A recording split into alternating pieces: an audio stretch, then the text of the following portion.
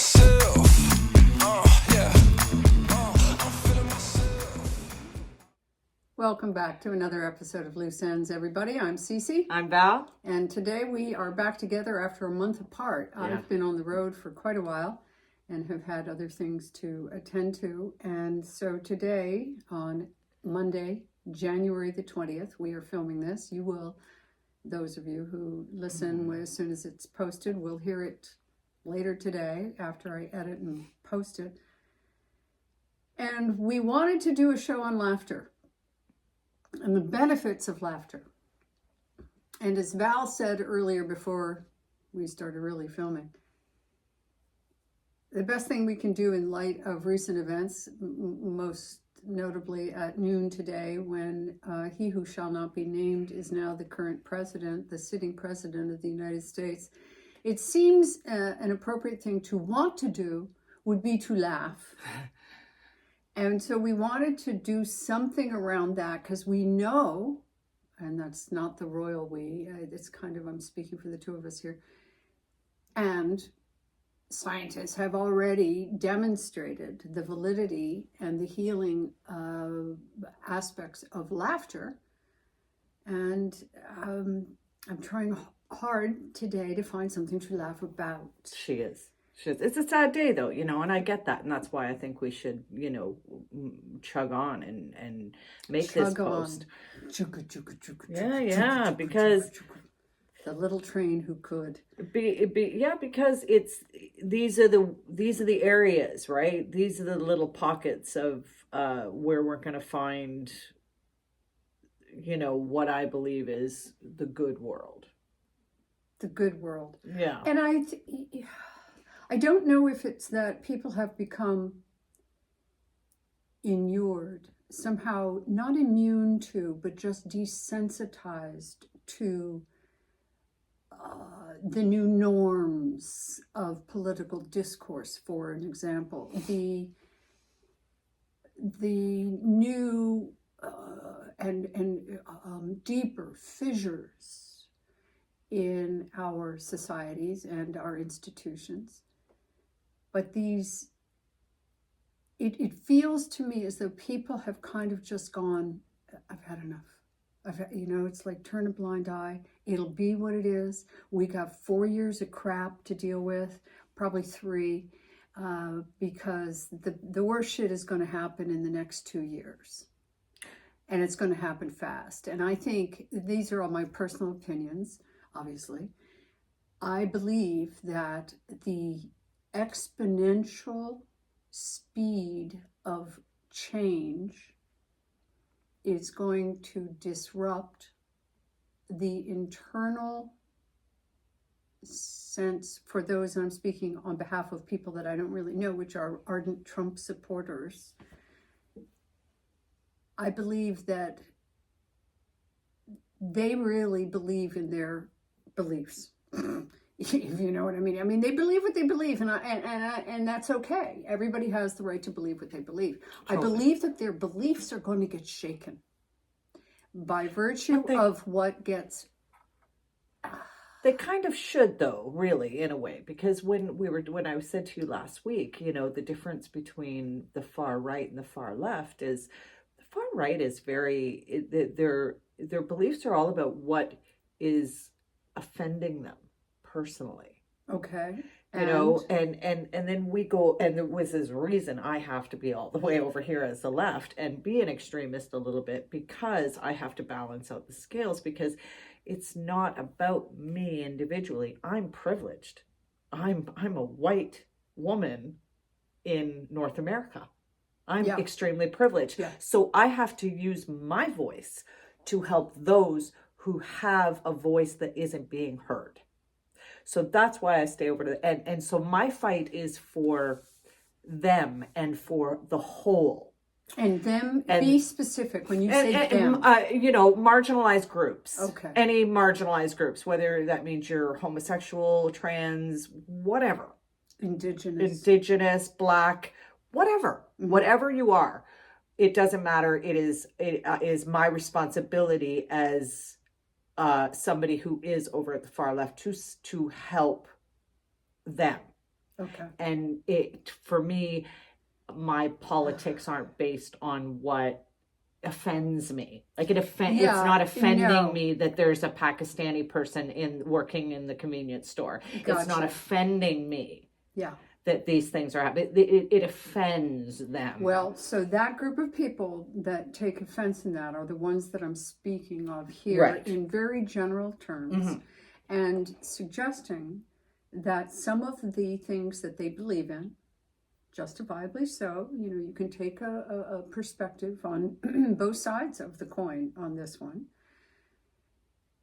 I just happen to fall on more on the left side, which is I genuinely want to see humanity evolve into a universal community that takes care of its lesser endowed Absolutely. people. And if I would be able to take a picture of the future of what I would like to see in the future, I would like to see there be no borders. I would like to see there be none of that dividing us, and that we're all human beings. And we is all, that just too utopian? Maybe it is. I don't know. Maybe it's naive. This is where, and again, naive might be the word. This is where my eternal sense of optimism can undermine my expectations of reality and lead to disappointments, because I lose faith in the goodness of mankind when I see, for example, a convicted felon elected. I lose faith in the value system upon which I was raised. And we did a show or two about this, about my own sense of disillusionment and coming to that place of, I'm going to stay in the front row for this freak show, as opposed to jumping out and jumping in the ring, which today I did not watch the inauguration. I did, because I had on the background, as I do most mornings, just for about a half an hour, I get the headlines, and it was on mute. And when I went to close out Windows, I unmuted it, and it was Donald J. Trump. He is president of the United States, so just out of respect for the office, I'm going to at least call him by his name. But I'm not going to go. Have you ever listened to Jane Elliott, the woman who was the grade 3 teacher who did the experiment in the 60s of you blue eyes, brown eyes, right? She's wonderful. Yes. And I've listened to... Tell the audience about her Jane Elliott had this wonderful experiment that she tried with her 3rd grade classes, and it was trying to help them understand what it looked like to be on both sides of racism. Okay. And she learned a lot, right? So she divided her class into brown-eyed people and blue-eyed people. And for one day, all the brown-eyed people were always right and, got everything right and got all the chances, and all the blue-eyed people didn't. And it helped her and the students that took that class, because I saw a video years later of all the people that were in that classroom and how it changed them. Tell her name again. Jane Elliott. And people can YouTube that. Yeah, YouTube her, because she is brilliant, and she has a lot of brilliant things to say about Trump himself. But I'm of the like mind of her, that it is my job to help this community, these marginalized communities. Mm-hmm. But she said something that really, fascinated me. She said that she watched Richard Nixon say on TV one time in the 60s that I'm trying to keep the White House white. Mm-hmm. And she said, now that's a problem. At the time, she said to herself, that's a problem. And what we need to do is change the name to the President's House and not the White House, because it has an implication of what should be there. Talk about becoming inured. It never occurred to me. The White House. Right. I grew up steeped in that. It never occurred to me either. Cultural awareness. But it occurred to her. Just means where the president lives. but it never, but black people built it, for fuck's sake. And, yeah. Oh, well, we were going to look for funny things today, and we were going to talk about the healing power of laughter. And so let's try, at least for the next few years, to practice, and I'm saying this to myself now, okay? Okay. Practice what I preach. Yeah. In terms of holding the frequency. And I'm going to veer off a little bit right now. One of the reasons, remind me where I veered off. Okay. Do you have any clue where I just veered off? Well, I don't know where you're going, but I know where we were. Okay. That's all I care about. Okay. So in the last couple of weeks, I was in the States and had an opportunity to experience different areas of the country.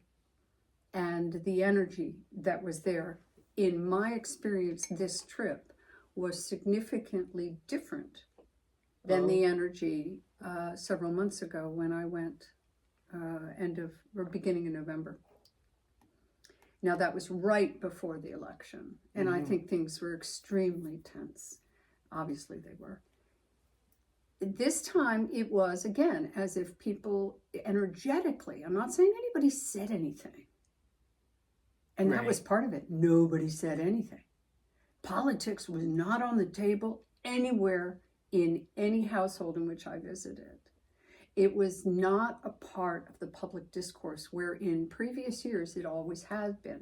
So, and not in terms of, a big fight or anything, but just, somebody saying something and somebody else going, I'm not even going to talk about that, or, I can't believe you believe it, whatever. It was short-lived. And there was none of that. I also experienced simultaneously a couple of loved ones' physical injuries, just winter wear on bodies, and the pain of that. And what I noticed, and this is why I was the one who suggested this whole laughter thing, and I texted you a while away and said, let's do a show on laughter. Because what I realized was that an ingredient of what I have come to take for granted of my daily life, which is something to burst out laughing about, living with you, either you bastardize the English language and create a whole new word and it sends me on a tear and I feel a year younger. But I was missing that. And so I came to realize that as a piece of the recipe of what I can now see has been an incremental growing into a new level of internal peace. And I'm not going to say understanding of, but rather, and I'm not going to say resigned, but a certain acceptance of the way things are. Let me tell you, I can tell you that you came to see me in BC twice. Once before Christmas and then right after Christmas, January, and you stayed for 2.5 months. Yeah. And that was 2 years ago. Yeah. And that's when we designed the whole podcast and we started, the background stuff. Right. But and I got the music. Back to my point. The interesting part of that was that having you there for the 2.5 months was so full for my soul, because it was such a lonely experience out there. I mean, I had my brother in the house next door, but my mom was gone. I had no friends, other than the people that I worked with. I really didn't want to be social. I didn't want to go out. There was a whole different culture in Squamish. It's cold. Well, it wasn't as cold as here in Ontario, which is interesting. It was Vancouver area, right? But so it definitely snow. But it was rain. Ew. It was 9 fucking months of rain. And that was just, it doesn't do anything for your good mood. But anyway, back to my point is, that's why you left, and I was going to arrange to go back in September. Yes. And you left, so this would have been end of March. End of March of 2020. And by the end of April, I was like, I can't do it. I've got to come home. Yeah. And I phoned Jeanette and I said, would you be willing to go cross country with me again? And she literally flew out and we were gone by May. Yeah. and here by June. And I found this place like that. It was all lickety split, perfect.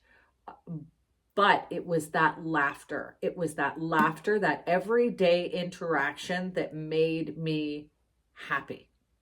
And so when I left, you just noticed it. Well, same kind of thing. Right. Not to belittle your experience, and I'm very kind of, complimented here. And I'm glad about that, because one of the things I've been trying to work on for years now, and is being a little lighter. Is being a little fucking lighter, because as a adult child of an alcoholic with good codependent tendencies and many years of therapy under my belt, I know my tendency is to want to take care of and I hate this word, but fix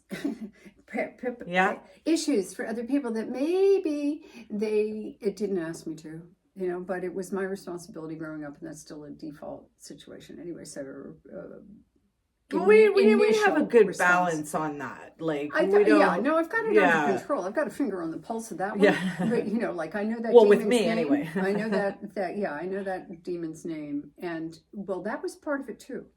In this several weeks of absence, I had an opportunity to observe my own reactions to existing familial stimuli that I found myself responding to in a I would different say, way. Yeah, but I was going to say a more measured, more detached. Yes. Yeah. More separate from, more distinct. What do they say the grays had become a little darker, and I could see the boundaries of the edges better. And that's an interesting thing I hadn't thought about. So anyway. Well, I mean, so there's that, right? There's who does make you laugh? Yeah. Who does make you laugh? Where, hanging out with the people that you can, and it isn't just frivolous laughter. It's laughter that is meant to uplift. Much laughter, I believe, is at the expense of someone. Yeah, we don't do that. Well, we do it at the expense of ourselves. Well, that's normally different. Self-deprecating humor, when not overdone or become too much of a shtick, is extremely effective in both personal and business relationships, and it is a hallmark of the truly emotionally intelligent folks. Yeah, they can make fun of themselves. They can poke fun at them, and when somebody else does, I'm not talking a roast. No, But when someone else goes, oh, well, Henry, he's always the one who will look at the dark side. If that's the truth, and Henry has embraced it, Henry's going to laugh a little bit and go, yeah, well, that's me. I'm here to make sure that all your lanterns are working. Whatever. So anyway, I think it's important. There are studies that have been done about people who have actually cured themselves of illnesses by laughing themselves well. And I'm not here to present all those statistics. I do believe in the health benefits. Me as well. So look for it, because right now, if you could see me on film right now, you'd see me trying to bang my fist like a little kid on her high chair going, I want food. Mommy, feed me. Please, in the United States of America, those of us who care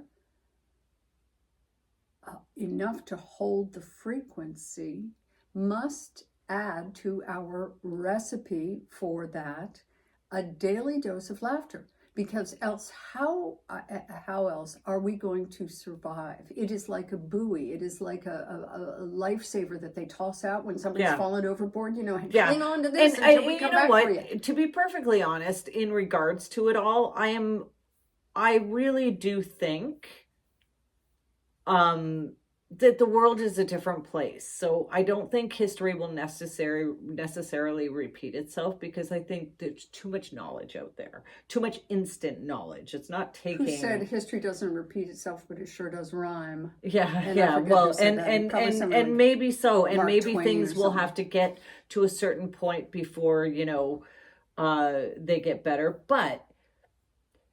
You can find the laughter in it, because some of the shit is really ridiculous.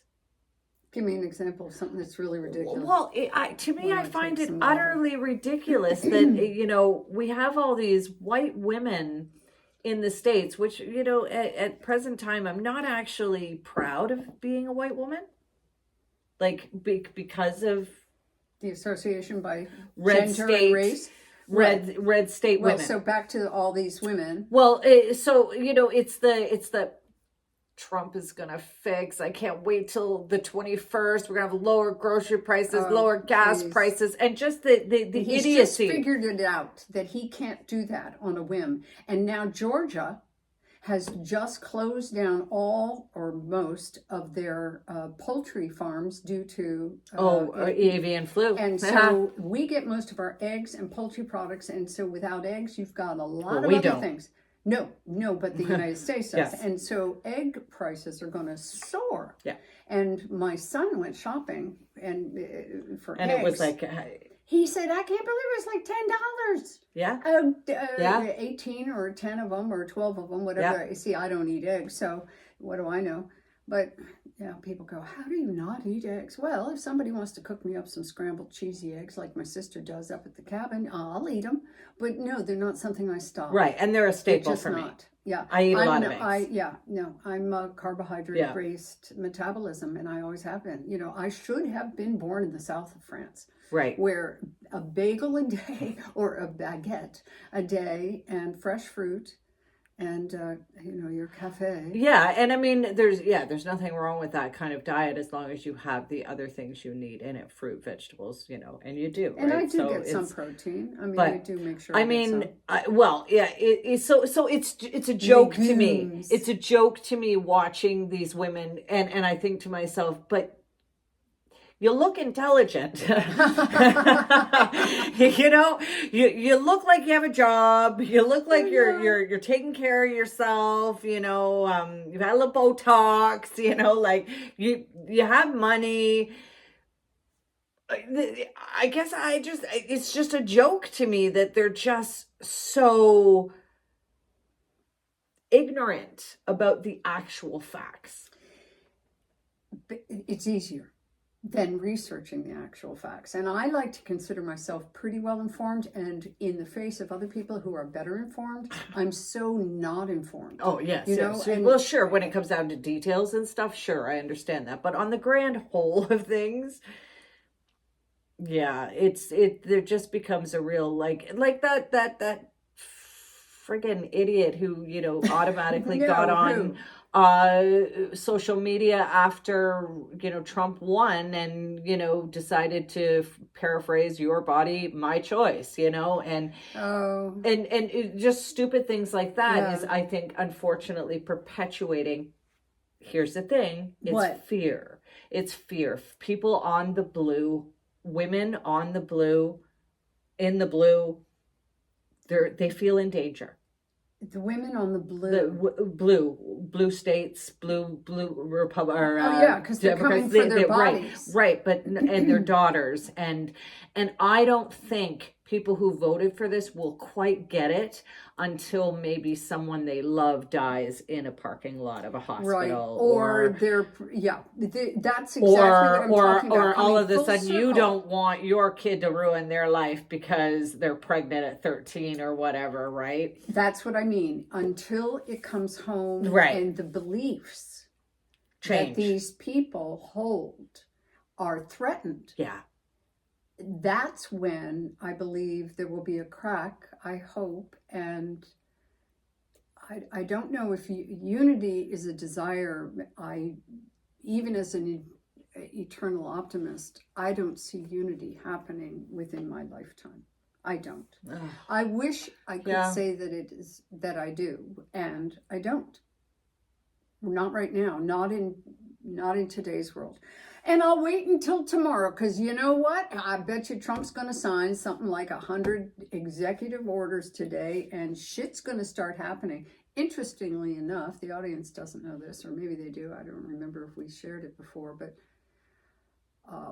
I had scheduled a trip to California, just south of LA, as an escape from winter this year. And I had scheduled it last spring and paid for it and all that good Airbnb stuff. And it looked great. And I could walk the beach and all this other stuff. And my sister was going to join me for a little while. Val was going to come down for a little while. And the election happened. And we just like kind of looked at each other and went, yeah, 3 women and 3 white women in a privileged community and this is only significant if you don't live in the US, in US dollars, supporting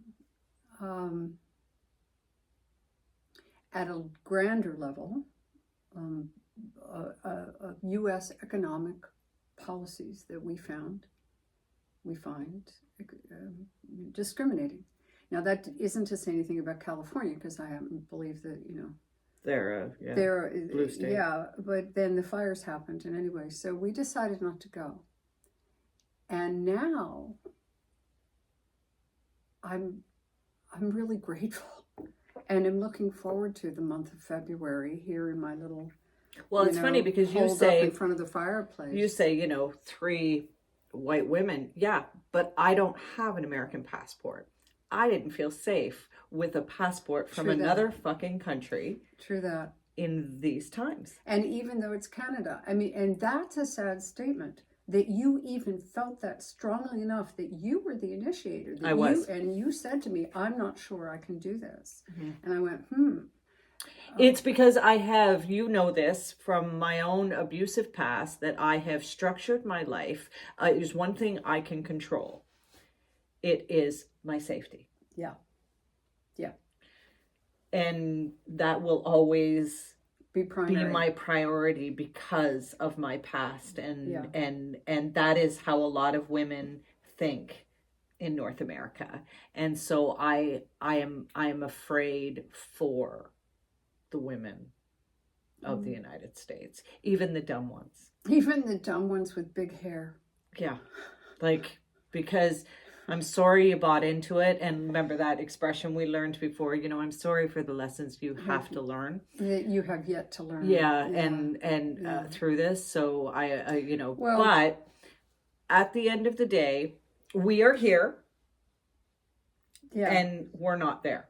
And we're not there. And I'm very blessed at that. I know Canada's going to have its own election coming up. So all you Canadians, get out there and fucking vote. A lot of turmoil. Yeah. I think Pluto and Saturn are kissing or some shit. Listen, to kind of wind this up, we all want more reasons to laugh. Next week, we'll give you something. Yes. So this week, it was a little bit of a debrief. It is what it is. Have you got a good news? I do. I have a couple of good news stories. One of the things, researching, you get a lot from the previous year. But one of the things I wanted to give a shout out to Boston Medical Center, because I think they're doing something that we all should do in small and large communities. They have built a rooftop garden so that all of their patients can have fresh produce, and neighboring communities that are, a little not doing so well. So the more ghettos of the Boston area are getting, access to this food. And I just think this is a wonderful thing that we should all do. Put rooftop gardens everywhere and, feed our homeless. That's great. Things like that. So that's the first one. But there is this really cute one that I saw in the Midwest of the US. There's this couple named Nancy and Dale, and Nancy went into the hospital and she had to be in 2 weeks longer than she anticipated. And she has 2 mini schnauzers at home, Cece and Barney. Okay, they live 20 kilometers away, and Dale lets the dogs out in the backyard to go to the bathroom, and then goes out to get the dogs. Barney's the only one that comes back. He spends 4 hours looking.